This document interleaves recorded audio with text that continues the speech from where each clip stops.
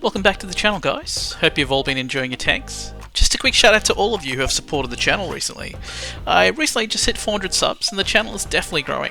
I'm no expert, I'm just a guy who's sharing his roofing experience with like-minded people. It's been great fun interacting with all of you in the comments. In saying that, if you do enjoy my work, please feel free to leave a like, comment and subscribe. Now, let's get to today's video. When we last left the flex, we had finished scaping, filling it with water, and then I sat on the couch with a warm blanket to wait out what would eventually be a long cycle to complete.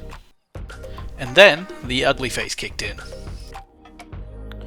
Hey guys, as you can see, the ugly stage is definitely well and truly on.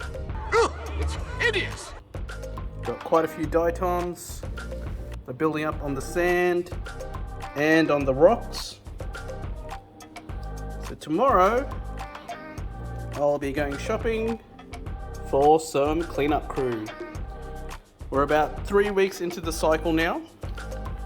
I tested the water last week and there's just a small bit of ammonia left and a bit of nitrite.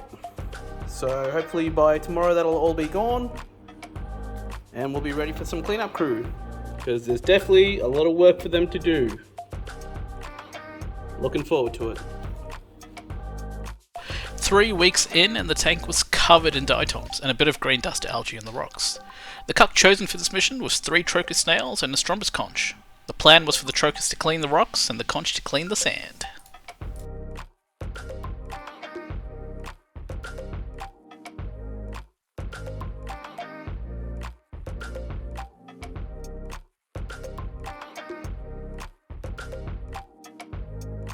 The conch, whose name was Dyson, was first out of the blocks with the mission set for him. Within the first hour, he was already on the move, hoovering the sand, and leaving a clean, turned-over sandbed in his wake. If anyone wants to know how to keep their sandbed clean, I would direct you to Dyson my conch, as the results speak for themselves. Sure, every now and then he may knock over a small frag in the sand, but hey, that's the price you pay for crystal clear sandbed. What a soldier! And after Dyson's done cleaning the entire sandbed, he just buries himself and goes for a nap for about a week. See you in a couple of weeks, Dyson. After around 5 weeks with no remaining signs of nitrate, it was time for the tank's first big water change. I completed around 40 to 50% of the water change. During the cycle, which was completely left untouched, except for the top-up of RIDO water due to evaporation, my alk had dropped down to around 5.5 and my mag down to about 1100. I gradually dosed around 2 mils of alk and mag manually with a syringe over a week. I left an hour gap between dosing mag first and then alk. Now, after a long 6-week cycle, it was finally time to introduce some fish into the tank. Of course, I started off with a pair of clowns. I named the black clown Jack and the orange clown Daniels, named after my favourite drink of choice.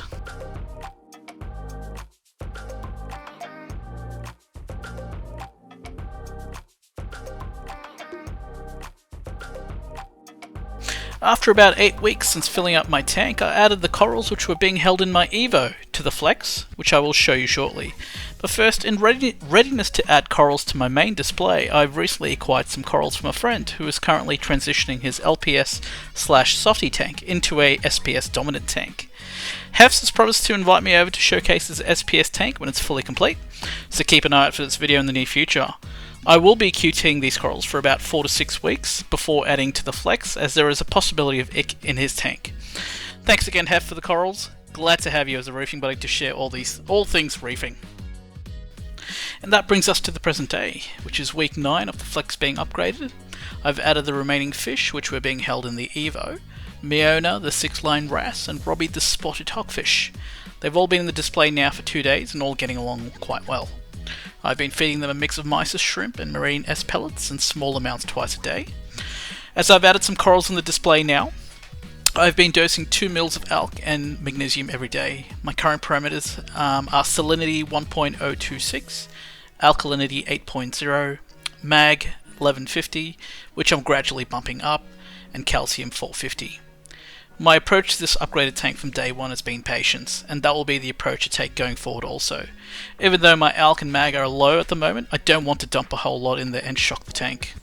As you can see though, the tank is coming along nicely with the upgrades. Water clarity is pristine with the additional shark filtration and protein skimmer. The AI blade looks great and punches well above its weight in terms of power levels. I'm pretty excited to see how this tank evolves as I start adding corals. I do not doubt there will be a few challenges along the way, but hey, what would reefing be without its challenges? And that will be it for today's update video on the upgraded Flex. As usual, if you've enjoyed today's video, please don't forget to like, comment and subscribe. I'll catch you all in the next one. Bye bye.